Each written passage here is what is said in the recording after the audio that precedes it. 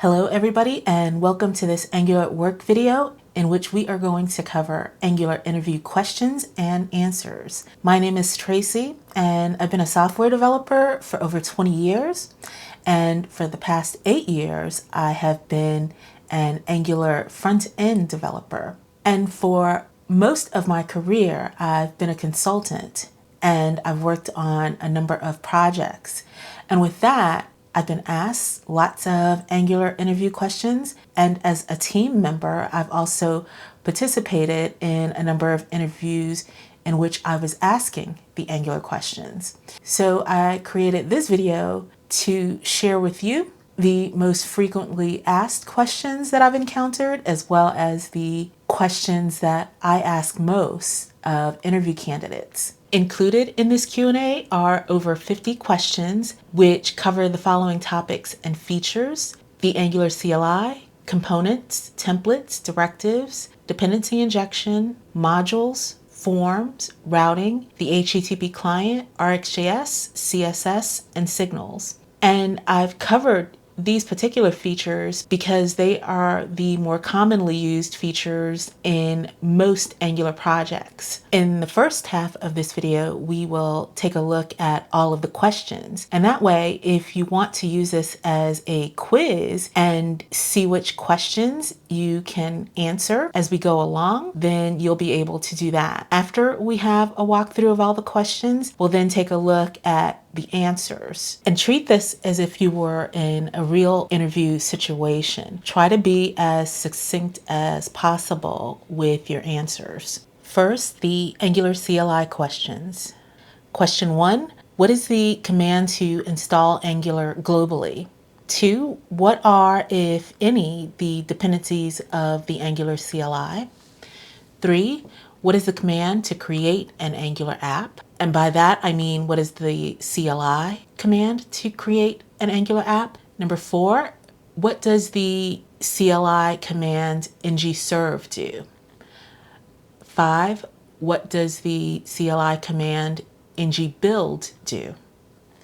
And last, number 6, what are JIT and AOT and how do they differ? Now let's take a look at some questions on components. As you can see, there are a lot of questions on the topic of components. And that's, of course, because components are a major part of Angular programming. So with that, question 1, what is a component? Question 2, how do we create a component using the Angular CLI? Question 3, what must every component consist of? And by that, I mean, how would you manually create a component without using the Angular CLI? Question 4, what does the input decorator do?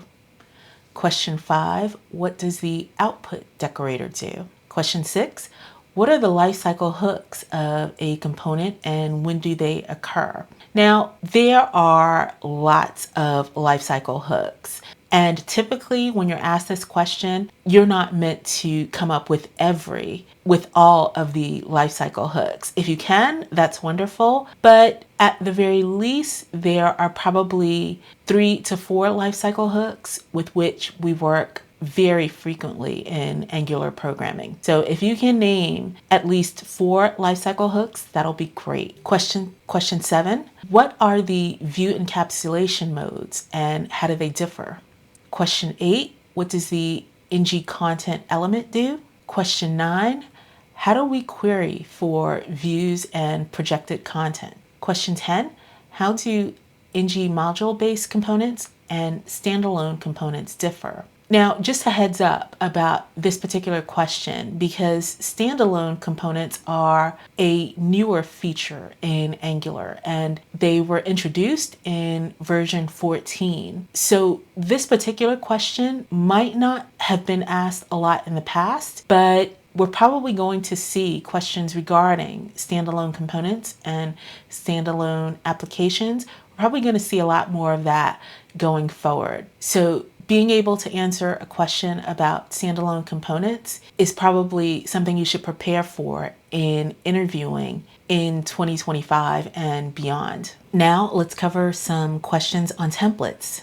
Question 1, how do you bind native element properties and attributes to a component's data? Question 2, what is text interpolation? Question 3, how do you do two-way binding between components?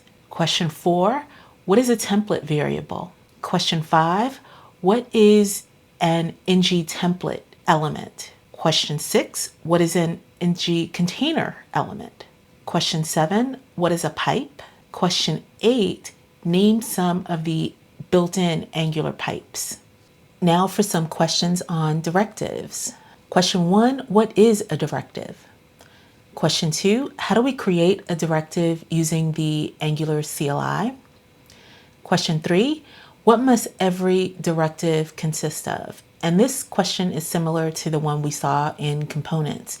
That is, if you had to create a directive manually without the use of the Angular CLI, what would that consist of?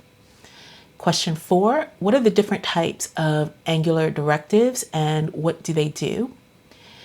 Question 5, name some of the built-in Angular directives. Now for a few questions on dependency injection. Question 1, what is dependency injection?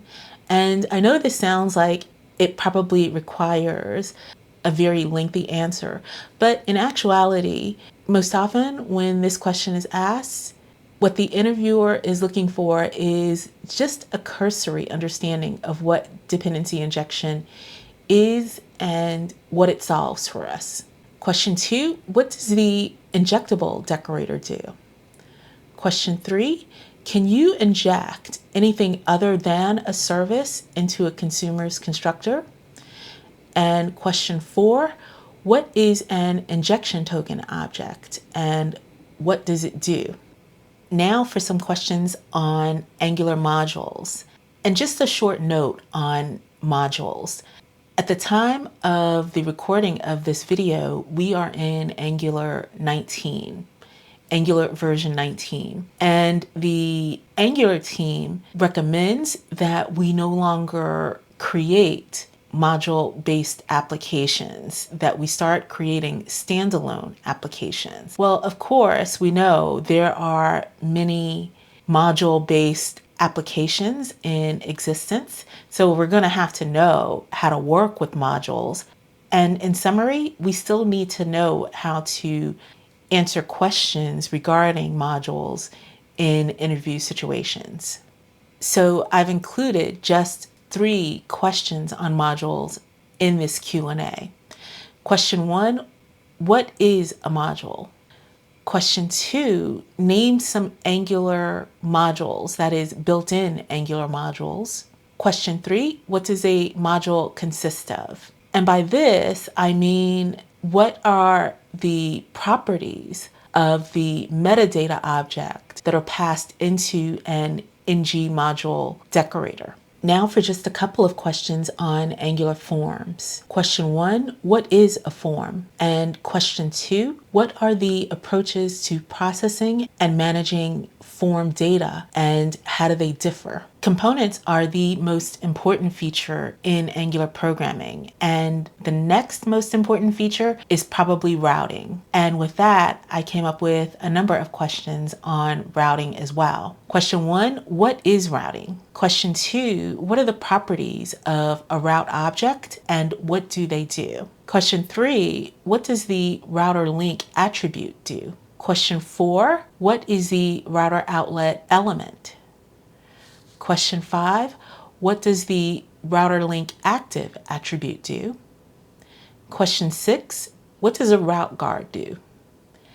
And question 7, what is lazy loading and how do you implement it? Now for some HTTP client questions. What is the HTTP client? Question 2, name the HTTP methods. And last, question 3, what is an interceptor and what does it do? And now for a few questions on RxJS. And just a short note about RxJS. No matter how you feel about RxJS, whether you think it's optional and choose to program using RxJS minimally, I have to say, just about every project I've worked on as an Angular developer has included RxJS, and every interview that I've ever been involved in has included questions on RxJS. And indeed, often when you take a coding challenge, if you're required to take a coding challenge, that coding challenge is probably going to, in all likelihood, include creating a small application in which you display data from an API. And with that, you're going to have to show proficiency in two things: working with the HTTP client and working with RxJS. So in order to consider yourself interview ready, you should always be able to answer some very basic questions about RxJS. The first question that I have is, what is RxJS? Question 2, what is an observable? And question 3, what are the concat map, merge map, switch map, and exhaust map operators, and how do they differ? As Angular developers, we are front-end developers. And being front-end developers, we have to have proficiency in CSS. And indeed, CSS is an integral part of Angular programming. And I find in the past couple of years, questions on CSS are showing up more often in interview situations. And also, as Angular developers, there are some Angular-specific CSS questions that we should be capable of answering. And they include, what does the host pseudoclass do? What does the host context pseudoclass do? And what does the ngdeep pseudoclass do? All three of these questions are Angular specific, and we should know how to work with these pseudoclasses in our Angular programming. Now for our last topic, signals. Now, full disclosure, to date, I have not been asked any interview questions regarding signals, nor have I worked on any client projects that have used signals. However, signals have been around since Angular 14.